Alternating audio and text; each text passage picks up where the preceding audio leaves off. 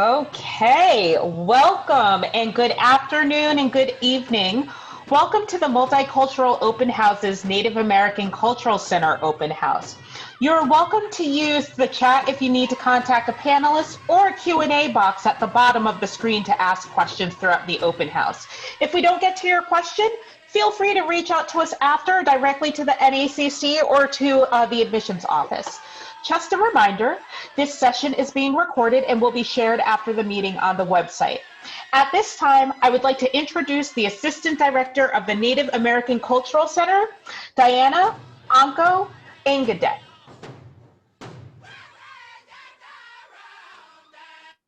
Hi everyone, welcome to the Native American Cultural Center's Multicultural Open House.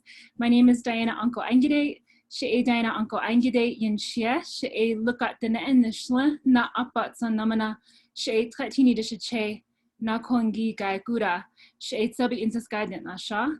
So hi everyone, I'm Diana, and I was just introducing myself in the way that I was raised with both Navajo, a little bit of Kiowa in there, and also Comanche. My mother is Navajo from Monument Valley area, and my father is Kiowa and Comanche from southern Oklahoma in the Hobart area. And I am so happy to be with each and every one of you today. And today we're going to be doing a lot of great things, hopefully answering some questions you all may have. And we'll also be doing some introductions to kick us off. So let's see if I can see the, there should be a slide up somewhere. Do we have a slide? Yeah, we can just popcorn over to each other. Yeah. We'll popcorn next to Dean McAmino. Hi everybody, Matthew McAmino. I'm the Adishnakas, Mesike, and Dotem. I'm the Assistant Dean of Yale College and Director of the Native American Cultural Center. Originally from Michigan, Grand Traverse Bay Band of Ottawa and Chippewa Indians and Little Traverse Bay Band of Ottawa Indians. I'm very excited to be here with you all, and welcome. And I will pass it on to, we'll keep it with our Anishinaabe. We'll go with Hema. Bonjour everyone, Hema Patel in Indigenous, Turtle Mountain in Dunjiba, and Magizine in Dotem. My name is Hema Patel. I use she, her pronouns. I'm Turtle Mountain Ojibwe from Belcourt, North Dakota, but I also grew up in South Dakota, a little bit in Arizona, and currently in Minneapolis, Minnesota. And I'm still learning Ojibwe, so I'm just loving that I get to try to introduce myself, especially for you all today. I'm a sophomore at Yale in Saybrook College, which you'll soon learn is the best residential college.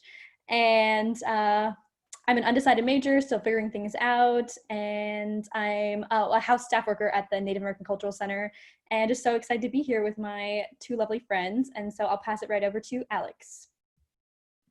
Hi everyone, Piali Notoka Alexandra, Nene Juana Natavitas Tlaxcala in Walk, Vermont. So my name is Alex, and I'm Tlaxcaltec from Natavitas, but I live in Burlington, Vermont. And I'm a sophomore at Yale. I'm also on house staff like Hema. I use she, her pronouns. And I'm just so excited to do this presentation tonight with you. And I'll pass it over to Seneca. Seneca hello everyone, my name is Seneca Johnson. I use she, her pronouns. I'm from the Muskogee and Seminole Nations of Oklahoma, and I grew up in Santa Fe, New Mexico. So I'm a first year at Yale in Morse College, which I will have to say I think is the best college. So I don't know about that.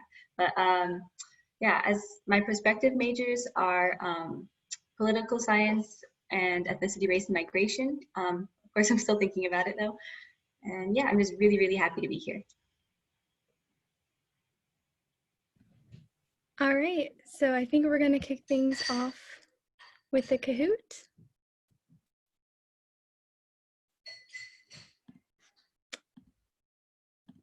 Okay. So,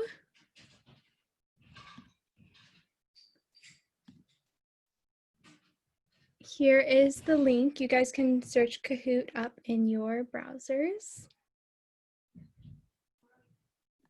This is just a really informal Kahoot, just to like ask a few questions about the NACC, see what you know, what you don't know, and learn a few things, and hopefully laugh a little bit, because Alex and I think we're really funny, so.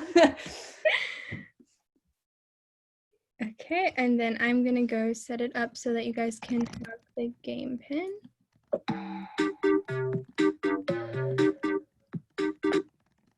Sorry if you enjoy the music.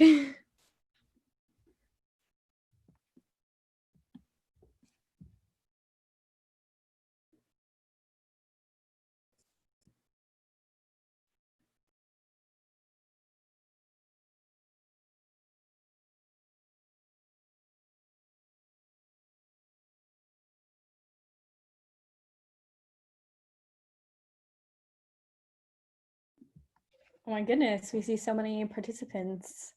This will be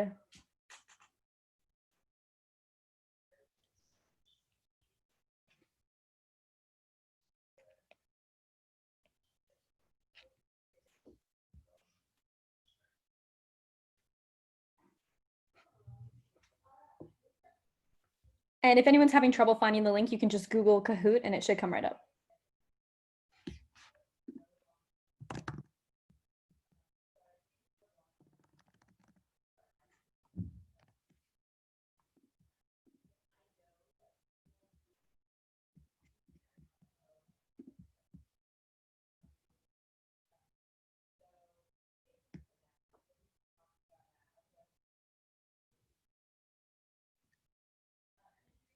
All right, let's hope everyone's in. If not, I'm pretty sure you can still get in. So, oh yeah, one moment. Okay, no problem.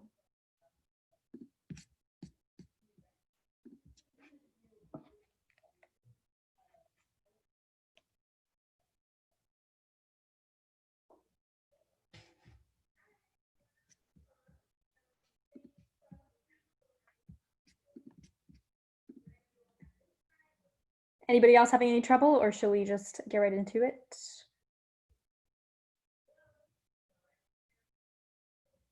All right, take it away.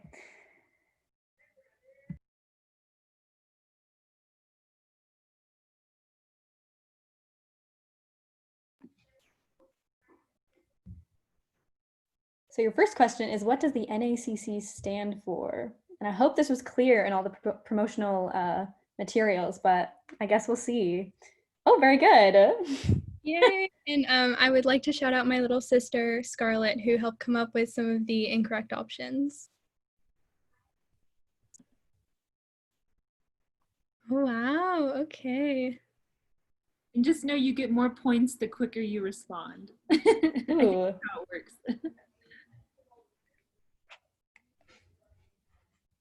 When did the Native American Cultural Center on High Street first open?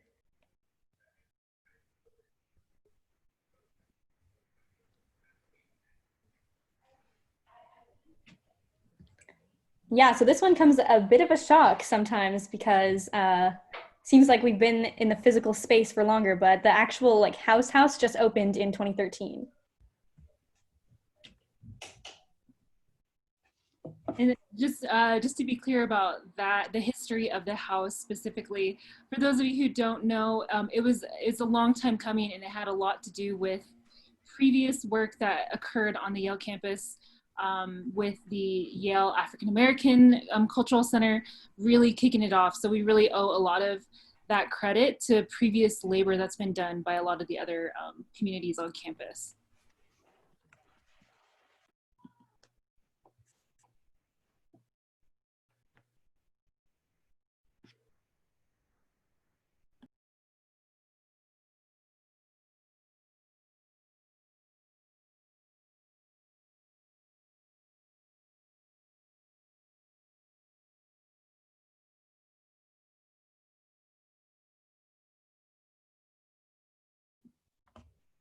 Yeah, so we threw this one in as a little bit of a tricky one, and also to show you that there are affinity groups that you could start at Yale if you were to come. But yeah, Native Dancers at Yale, although there are many dancers who are Native, is not an official group.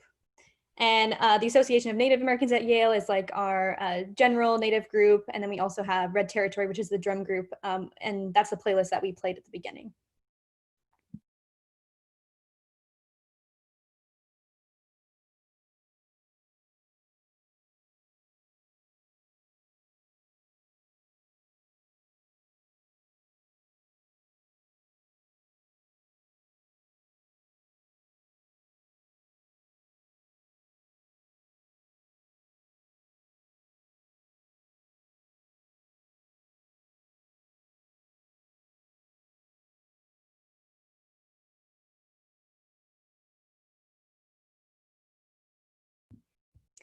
So yes, our first Native American graduate, we believe, is Henry Rowe Cloud. And one fun fact is that one of the residential colleges was almost named after Henry Rowe Cloud as Rowe Cloud College 4 years ago, whenever that was.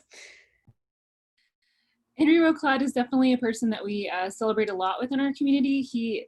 We have a fellowship named after Henry Rowe Cloud. We have it's a postdoctoral fellowship. We also have a conference that we hold every few years in honor of Henry Rowe Cloud and a lot of the Indigenous scholar legacy that's happening now at the university.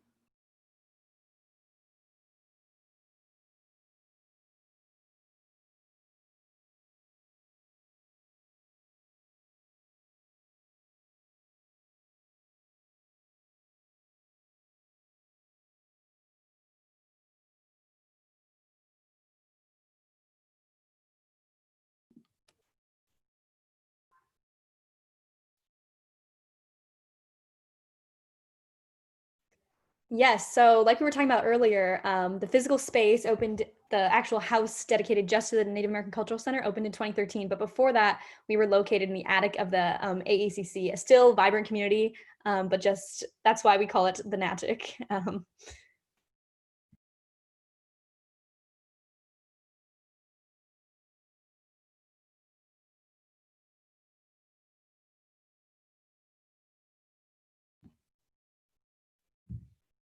Yep, so for this question, you can select 1, you can select 3, you can select 2, 4. I guess I just named all the options, but yeah.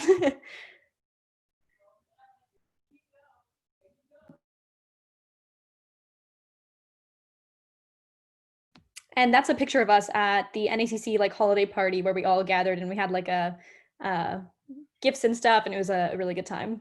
I think also something we do every year.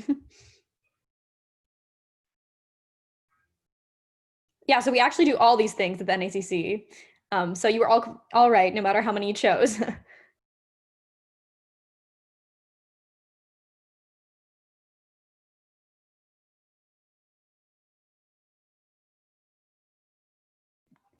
This is to test if you were paying attention earlier.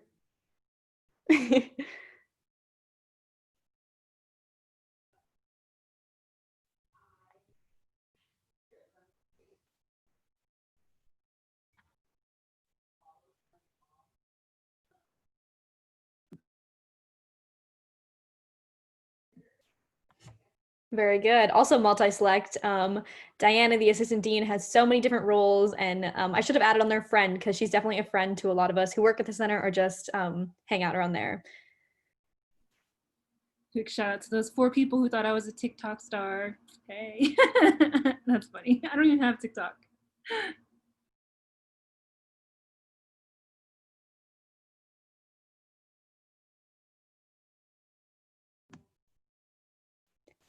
And a senior superlative is like, just a little thing we do at the end when we honor all the graduates and all the seniors and just like bring up a memory about them that we loved and try to memorialize it for them. There we go.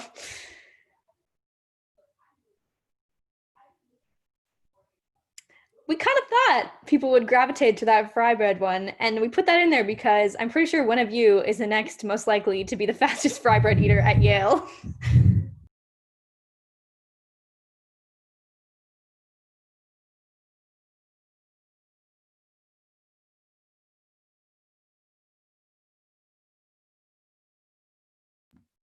I think this is our most serious question, so I would like everyone to take, real stock in it while reading.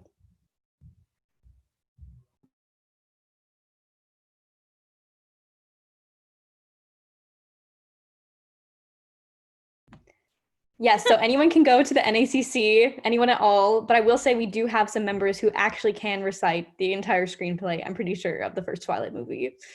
There was a marathon of the Twilight movies that occurred. Wow, Oscar's killing it. Mm-hmm. Yep, this is our final question, so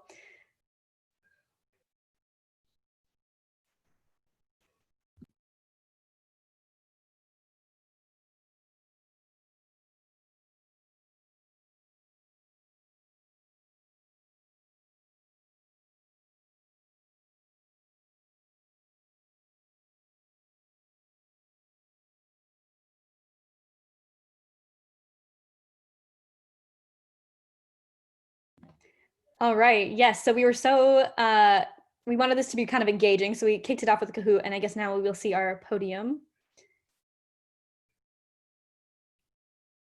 Bronze, silver, very nice. Oh my gosh, so dramatic. Yay! I'm gonna put the little clap emoji thingy. I know. Maybe I can't. Can't find my reactions.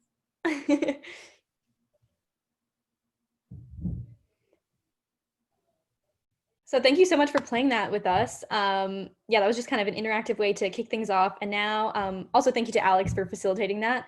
And now we're going to do just a little recap of some of the information and some new information in this video that features the supposed TikTok star, Diana.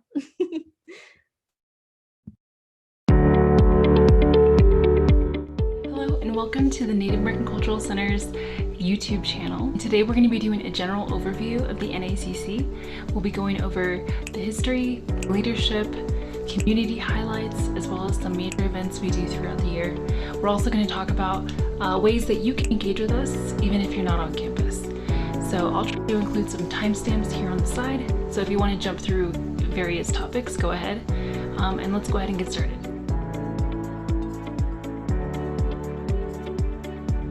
The very first Native American to graduate from Yale was Henry Rowe in 1910. Henry Rowe was Winnebago and is by far the most highly regarded alums of Yale University within our Indigenous community. The Native American Cultural Center was established in 1993. It was originally located actually on the 3rd floor of the Asian American Cultural Center, which is now located right next door to our current NACC.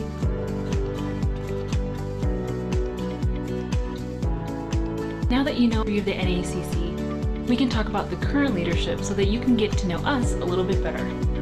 Hi everyone, I'm Diana Anko Aingire. She'e Diana Anko Aingire in Shia. She'e look at the Nishla, na apat sanamana. She'e Tkachini Dishache, na Kongi Gaigura. Hello everyone, I'm Diana Anko Aingire. I am Navajo, Kiowa, and Comanche. My mother is Navajo from Miami Valley, Utah, and my father is from the southern Oklahoma, Hobart area, and he is Kiowa and Comanche. I'm the assistant director of the NACC, and I oversee the day-to-day functions of the building. I also supervise the NACC house staff, who are responsible for a lot of the major events that happen throughout the year for the NACC community. We also have our director and assistant dean, Matthew Macamino. Dean Macamino is from the Grand Traverse Bay Band of Chippewa Indians of Michigan. The students often refer to him as Dean M. Dean Macamino is a big fan of walking. He's also a residential fellow of Trumbull College and lives there with his wife and 2 kids.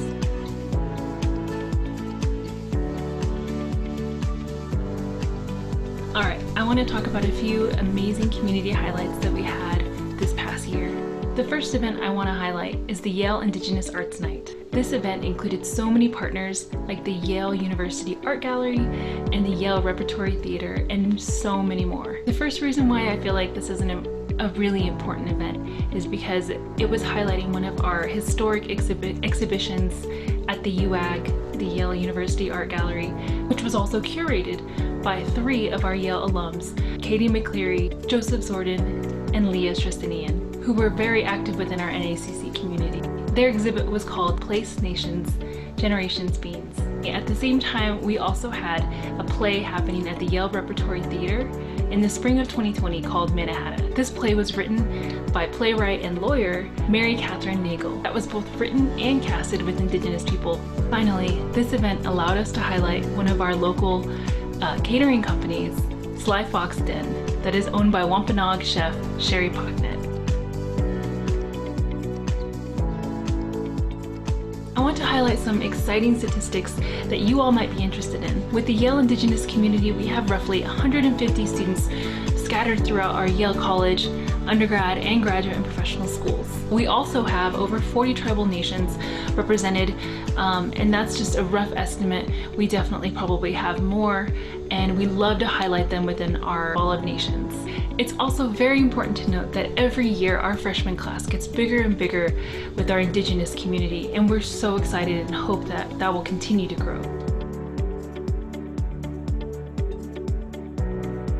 I also want to highlight that there are very many events that happen on campus on a regular basis, both at the NACC and elsewhere. This allows our Indigenous community to have fun, meet new people, and also stay connected. We have events like baking and bonding, movie marathons, long nights against procrastination that allow students to study and be accountable to each other if they're studying for major exams and papers. We also have a family weekend dinner for our community so that students who have family on campus, or if their family was unable to come to campus, we can all come together for a moment, have some really good food together.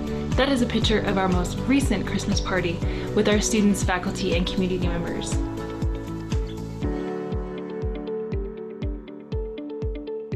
Here are some of our students being highlighted in the media. In the spring of 2019, we had 3 women within the field and discipline of architecture: Angelica Gallegos, Sherelle Brown, and Summer Sutton. These 3 women co-founded the Indigenous Scholars of Architecture, Planning, and Design, or ISAPD, and continue to be a force to reckon with within the discipline of architecture. In the spring of 2020, Megan Lada Gupta was interviewed by the NPR Detroit Today as a reporter for Bridge Magazine. She's also the editor and founder of Indigenizing the News. We also have Nolan Arkansas, who wrote a news article in One Feather, his local tribal newspaper.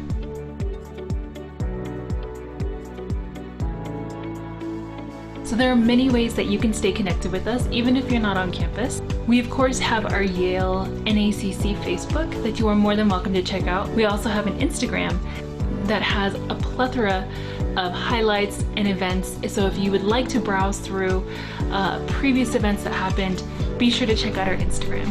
We also have a Twitter. Be sure to look us up at Yale Natives. We also have our Yale NACC website. We definitely try to keep our events up to date as possible. We also have a few videos on there, as well as Bulldog Days that happens in April of each year for all of our incoming freshmen. We hope you enjoyed learning about our community, and thank you so much for taking the time to click on this video. We look forward to seeing you in the future.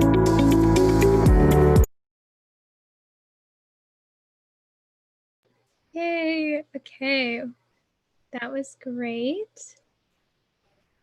So now we're going to move on to some panel questions.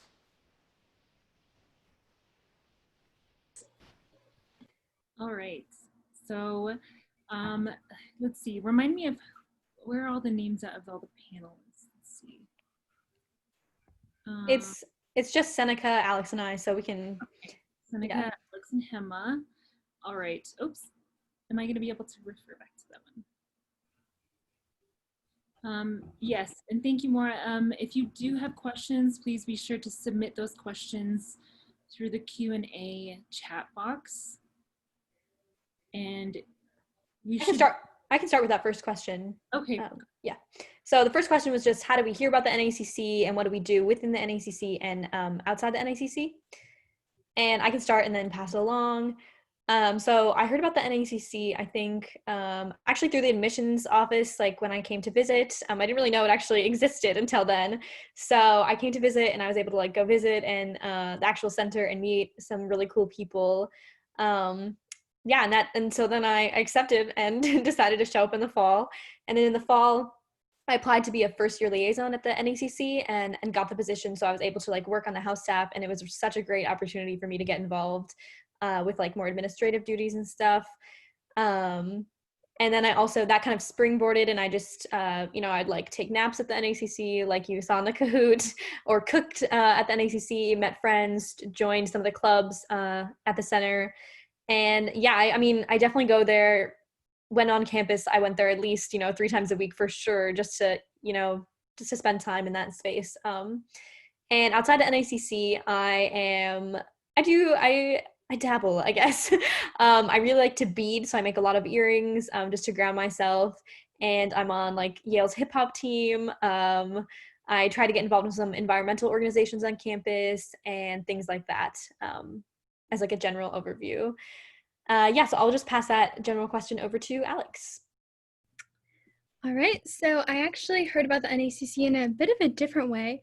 I had no idea that it existed when I first got to Yale, and then I was lucky enough to do like the, go to La Casa first and then, learn about all the other cultural centers. And I was also very lucky in that I had a native in my suite. And so she introduced me to the NACC. And I believe the first time I went there was during a talk that was being given. And it was just phenomenal. It was about like food sovereignty. And so that's how I got involved. And it was just sort of from 0 to 100. I really made the best friends there. I love cooking. I love baking cookies at the NACC. Being in the kitchen is just my favorite place to be. So I got involved and I joined the Association of Native Americans at Yale. I spent pretty much all my time at the NACC.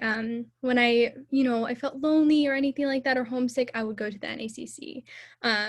So yeah, and outside of the NACC, I'm a big part of like the FGLI or First Gen Low Income community at Yale. So I'm part of a Lake Even, which is a group like specifically for first gen and low income students that provides opportunities and stuff like that. I'm also part of the Yale Undergraduate Prison Project. Yeah, and I'll pass it on to Seneca. Yeah, so I think my experience was just a little bit different, coming here like after COVID and everything. Yeah, so I actually found out about the NACC through my college applications.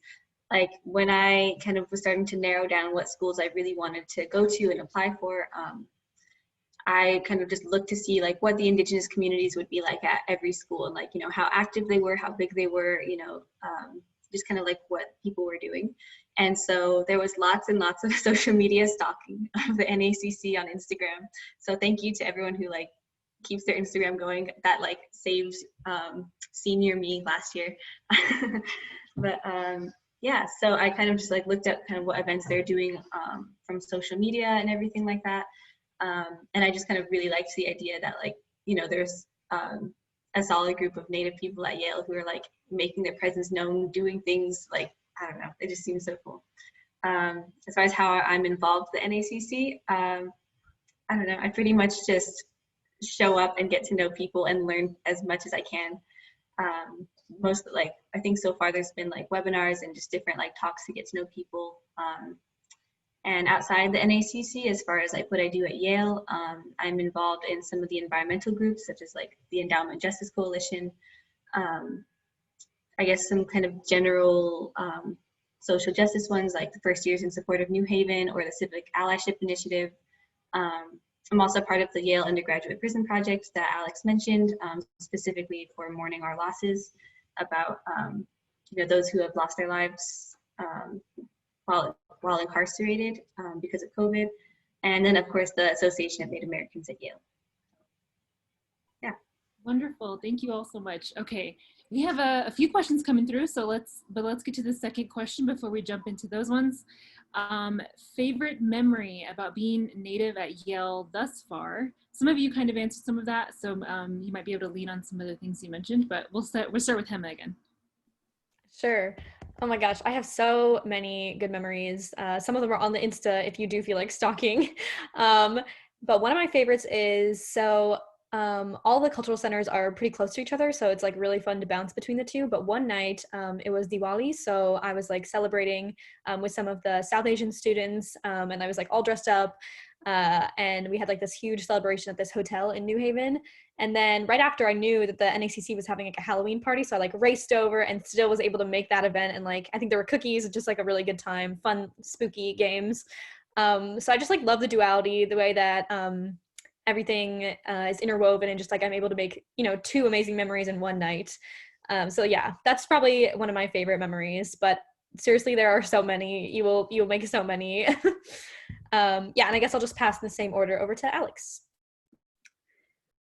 I would have to say that last year, the Association of Native Americans at Yale did Missing and Murdered Indigenous Women Vigil. And I just remember walking back from that and then going to the NACC and just, it was just, I think it might be one of my favorite memories, just the collective care in the community that occurred after that vigil was really, really powerful. Yeah, I'll pass it over to Seneca. Yeah, so once again, I've only been here about a month, so I don't have a whole lot to pull from right now. But I think probably my favorite one would be when some other members of the NACC who are in New Haven were making Indian tacos, and they just invited whoever wanted one to come by and grab one. And so, yeah, I was like, you know, starting to miss food from like New Mexico, starting to miss Indian food. And so I got to go and have an Indian taco, and it was, it like warmed my soul. So that's probably like my favorite memory so far. Yes, I can't wait till we're back, you know, to quote unquote normal, and our kitchen is probably the most used space in the NACC. I know Alex loves the kitchen, so can't wait till we have those memories back. Okay, so we have a question coming from Zach asking, have any of you participated in the Native American language program? If so, how was your experience? This may not apply to everyone, but I think Hema, you can maybe chime in here. Yeah, for sure. So I did participate last year in the program to learn Ojibwe, and it was every Monday for about 2 hours. And there was kind of some options with the professor, like we could do it twice a week, but we all decided just to get it out in one chunk of time. And it was really good. I think I was like so grateful that I was given the opportunity. But for me, I was like, so when I came to Yale, I was really excited to learn Hindi, which my grandparents speak, but then I also wanted to learn Ojibwe. So I decided to try to balance the two, and that was hard for me. So I don't know, maybe some of you are very good at learning several languages at once, but that was tricky for me. So this year I decided just to stick with Hindi. But I know that there are a lot of other students who are still participating in that program. I'm pretty sure Cherokee this year. And I know somebody did Navajo last year, I think, and definitely others. I can't remember them off the top of my head. But if you want to learn it, the whole NACC, like not just the staff, but also just everyone around you is so excited, like for you to learn, pick up any words you can. So they'll definitely make it possible for you to learn your language. Yeah. Thank you for that question. That's a great question. And if I can add just a little bit on that, just so I want to clarify so there's no confusion. It is that the language program is not for credit, and so it's more of a community-based class at this point in time. You know, and we're restructuring a little bit how we do that. But you know, we try to offer different classes, and you know, there's a lot of students who want to learn a lot of different languages, and so we can't fund all of our classes, and you know, we have to pick and choose, you know, based on the semester. But there's a couple options, so that you know, if it's not through the NACC's program, there's also a DILS program in the language department, which does common or less common taught languages, and so you can also work through there to get instructors for your language as well, because you know, as you all know, there's so many different native languages that we wouldn't be able to teach all of those.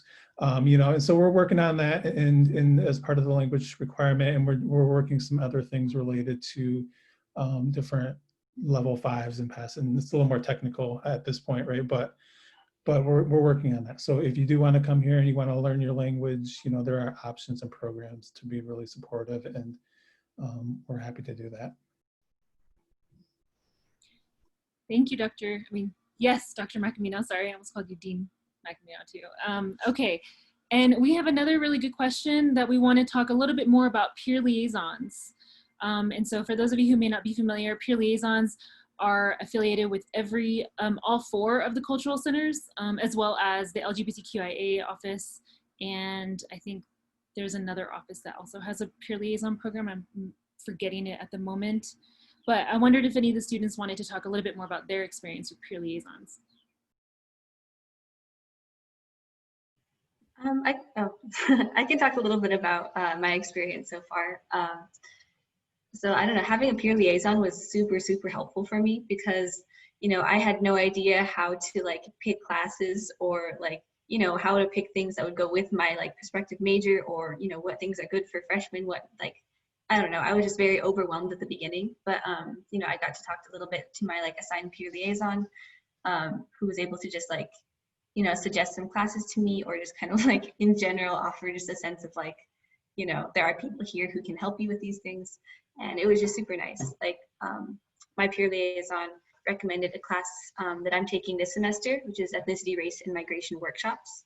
That I'd never even heard of that class, but it's already like, you know, it's one I really, really enjoy so far. So yeah, it's been very helpful. Also, it's also helpful just fostering like a sense of community, you know, because they can email you about like events happening on campus or like, you know, on campus or on Zoom or whatever, that you can go to, and it's just like, I don't know. So far, it's just been very, very helpful.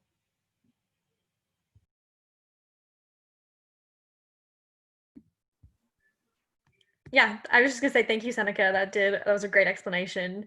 And it's pretty cool to like be like a sophomore and watch like the other sophomores become peer liaisons and stuff and just carry on that tradition. I think it just like kind of adds to the family aspect that we really have going for the whole Native community. Awesome. Thank you all for those responses. We have another question about, does the NACC have events where they collaborate with other cultural centers? And feel free, anyone, to jump in, and I can also maybe add some after you all speak.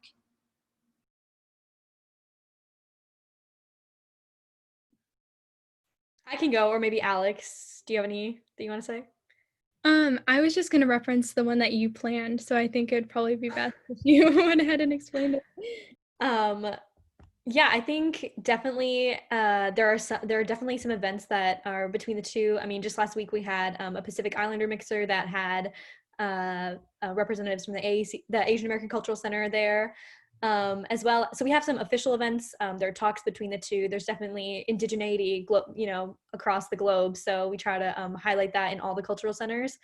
And also through like the LGBTQA center, because each cultural house has their own sort of like subgroup, like for example, queer and indigenous. And so a lot of those subgroups get together and in general just have like a broader community for that. So yeah, for sure, sort of on the official side, for sure. And those are probably also, if you stalk the Instagram, you can find some. And then in like the casual sense, absolutely, like I said, like it's really like cultural center hopping all night long as you try to focus and study, and you don't actually study, but you definitely have fun. And yeah, so I think that's a overall idea. And yeah, anybody else can feel free to hop in. Yeah, I can speak a little bit more about that. We do try to make it a priority to collaborate on a consistent basis with the other cultural centers. And it's not always based on our identities, so to speak. So we do have like an election beyond the ballot series that's coming up, and we're collaborating with all the other centers to get all of those events in place. And like Hema mentioned, we had our Pacific Islander Mixer, which we've been making an annual event. We also recently had our multiracial and transnational migration, or transnational adoptee mixer that we have for students who identify in that way and want to meet others who identify in that way. And we've had a few different events with the other cultural centers. We do have one coming up where we collaborate with the African American Cultural Center. It's an Indigenous holistic health series, and we're going to be having one of the speakers is going to do a two-part event about Afro-Indigeneity and wellness. So we do try to make it a point to collaborate on a consistent basis. So that was a really good question. All right, so let's go to the next one. Where are students from? Is anyone from the East Coast? Anyone want to jump in? I am sort of from the East Coast because I live in Vermont, and I've lived in Vermont for a long time now. I think maybe 14 years. Before that, I lived in Mexico and then on the West Coast, so I got a bit of everywhere. But yeah, so I'm lucky enough to be sort of like 4 hours away from Yale currently. But as you can see in this panel, like people are from everywhere. And even if they, you know, like for example, like I consider myself to be from a lot of different places, the places that I've grown up, but currently from the Midwest. I don't know if I have any Midwest friends out there. But yeah, and then Alex from Vermont and Seneca from Southwest. And yeah, so for sure, like all over the place, and especially globally. I mean, even in the Native community, we have Indigenous people from all over the world. And that's like, it's just very exciting to meet people from all these different places. But yes, so not everyone is from the East Coast, but there are people from the East Coast. Yeah.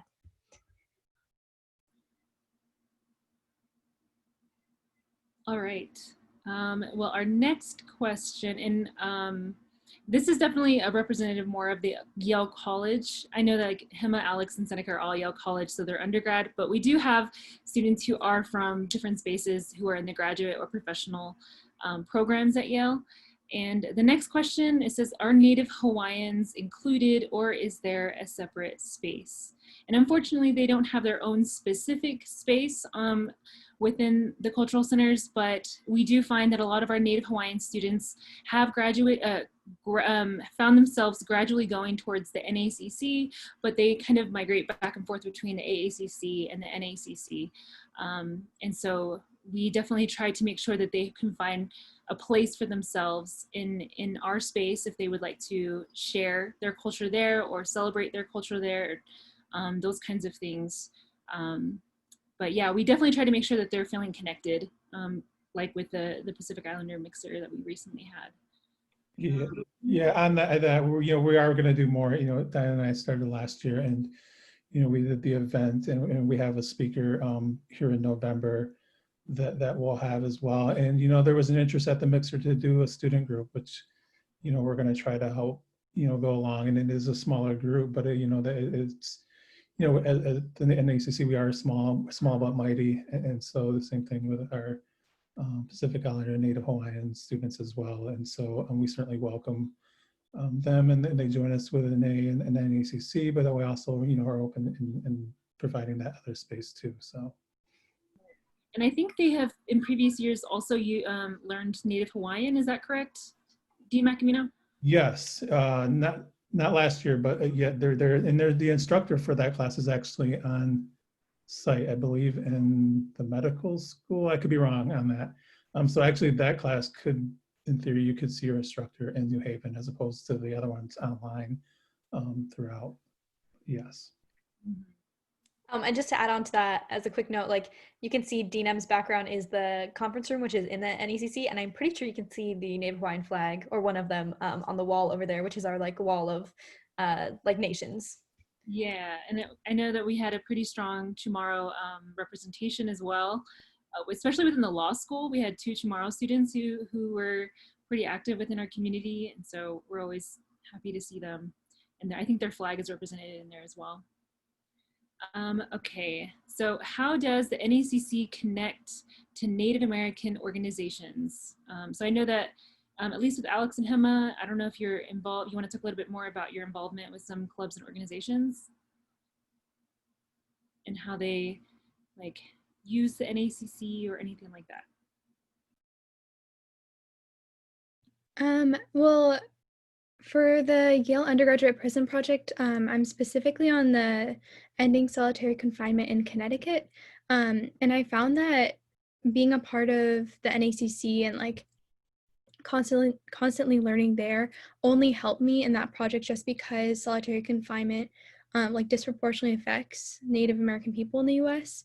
And so I was able to sometimes when other people in the group might not have had like knowledge in that particular area, I was able to like provide that knowledge, do that research and make sure that like our perspectives were being shared, because that is something that is commonly left out of like work in that area.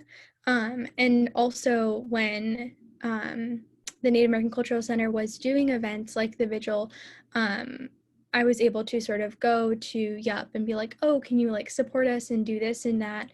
And then when, Yup needed support, the NACC was able to provide it with like over the summer, posting for fundraisers and things like that. So I find that it definitely intersects with a lot of the other activities and clubs that I do.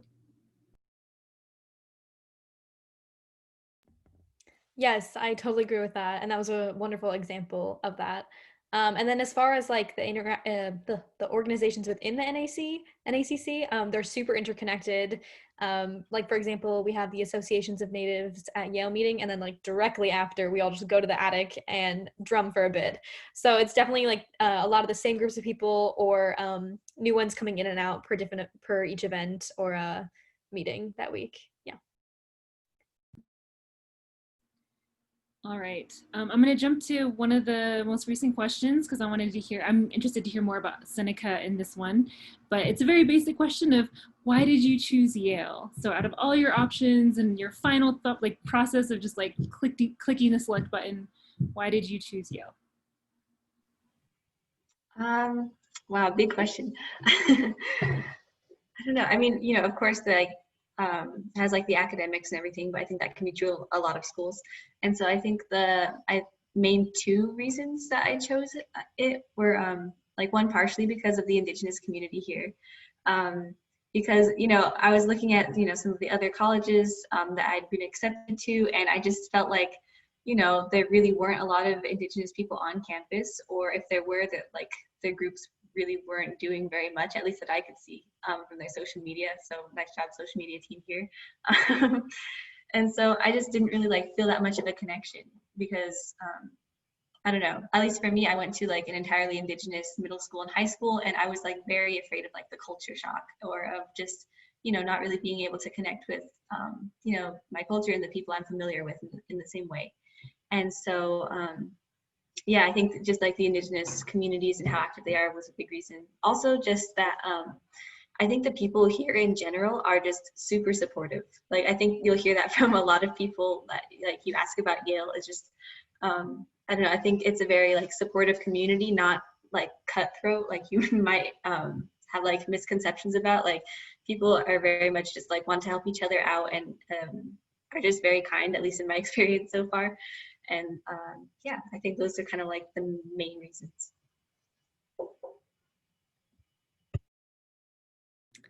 Yeah, I think similarly, I really enjoyed like the community that I found here.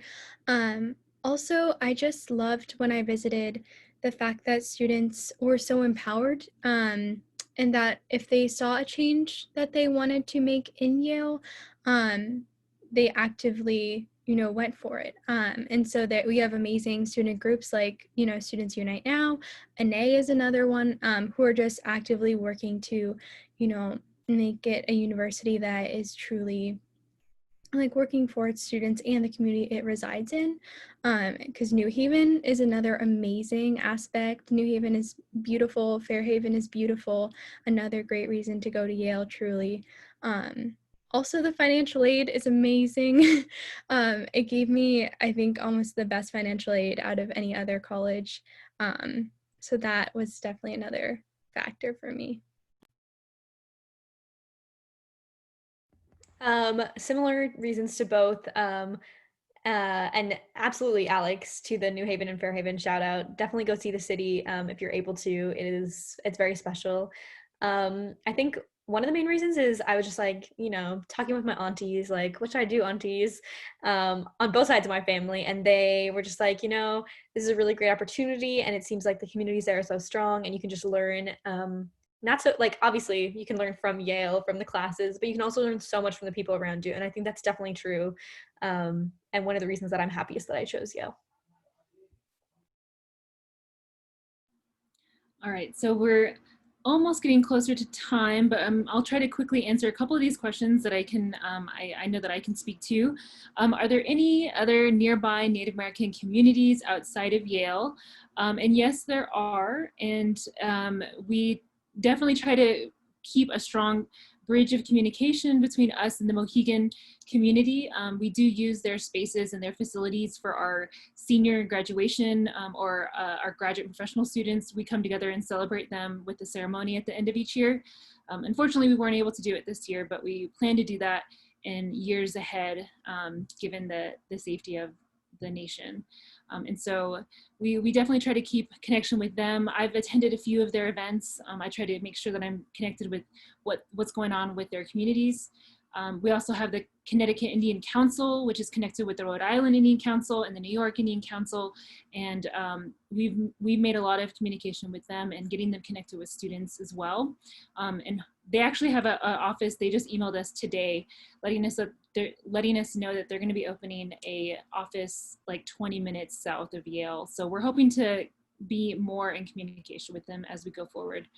And there's also the Shinnecock community. I have family out in Shinnecock, which is their lands is on the Long Island spaces. So they're out by, what is it called? I forget what like where all the rich people on Long Island like hang out. I forget what it's called. The Hamptons is what it's called. But my family lives out there, and few people know that there's actually a reservation right there. And so it's just a ferry ride over there. So I've gone to a few of their events. And so there's ways that you can get connected. A lot of the students are interested in being more associated with what's going on in our region, but yes. So let's see, do we have any specific subgroups within the community? Natives in Law, we do have a Native American Student Law Association, NALSA. Natives in Art, I don't believe we have that. Natives in Athletics, I don't believe we have anything, but doesn't mean you can't start it. So when you do come to Yale, it doesn't mean you can't start any of these associations.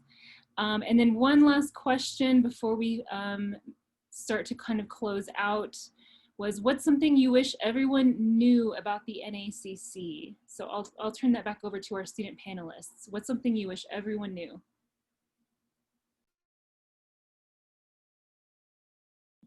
I think I would say, just like the first one that comes to mind, is that anybody can go to the NACC. Because like I sometimes think people get the misconception that like, oh, the cultural centers are just for people who identify in those areas, and it's true that they're totally like a safe space and like a family home in a lot of ways for people to go. But also it is so fun to be able to like experience going to different cultural centers and attending different events, and also you can learn so much. Yeah, so I think that's the one thing that I would say. Everybody is welcome.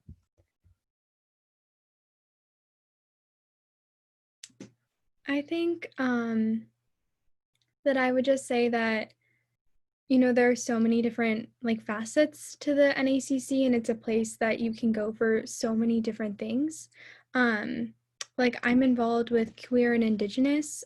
So even within like the greater NACC, there are just small like little pockets where you can, really find close ties with people. So I think that the NACC is not just like a place that does one thing, but rather a place that supports so many different types of identities. And I think that is like probably the thing I would want everyone to know, is that like there's not one thing you have to know how to do or want to do at the NACC. Like there's a space for everyone. Yeah, I don't know. I think I would just say that people are extremely welcoming and open.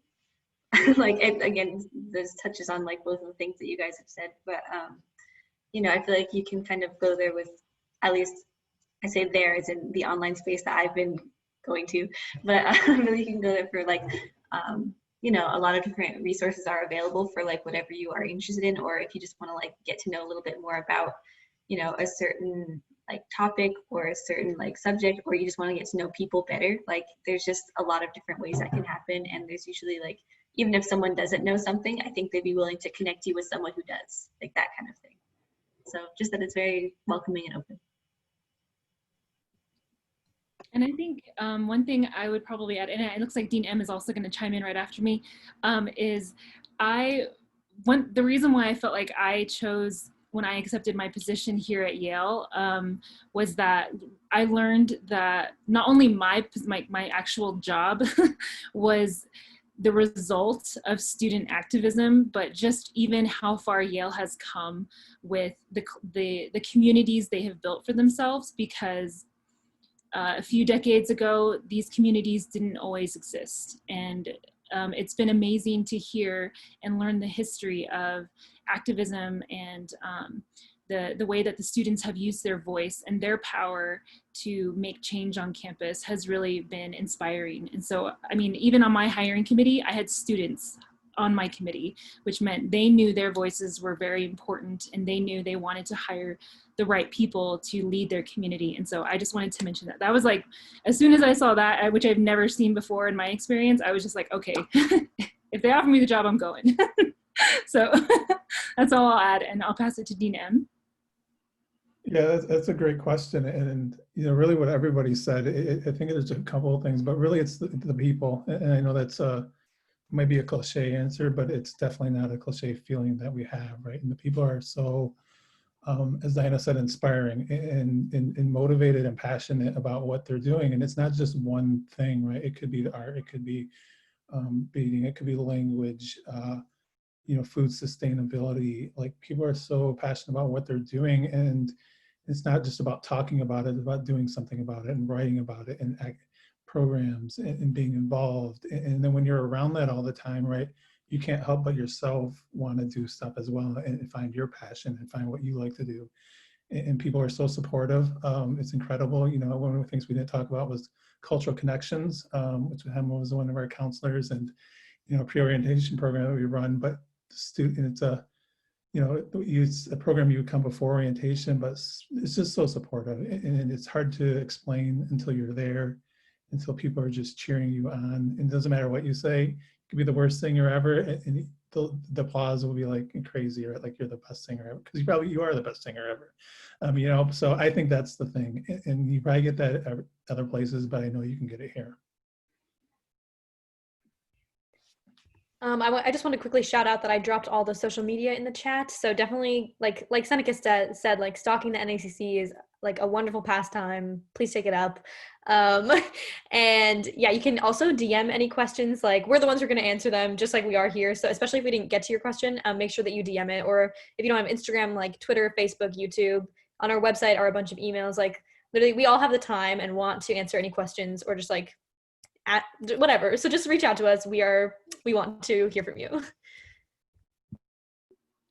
And thank you all. As Hema said, sorry if we didn't get to all of them. We had some great questions. And if you wanted to hear more from more students, we do have an admissions presentation coming up. It's going to also include an NACC student panel. And that's coming up next week on October 13th. And I think we have some more info that we can provide. I think we might have RSVP information that we can maybe email out to everyone about that event that's coming up as well. Are there any final questions we wanted to provide before we let everyone go? If not, I think that's all we have. Thank you all so much for joining us this evening. We really enjoyed it. Yeah, thank you all for all your questions, and thank you to Alex and Seneca for joining, and for everyone who organized this virtually. Like, I feel like this is a wonderful success. I think so too. Kahoot was fun. All right, we'll see you all soon. Bye.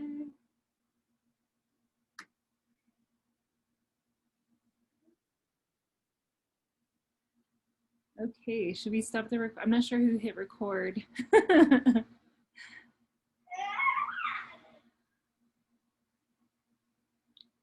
Okay, cool.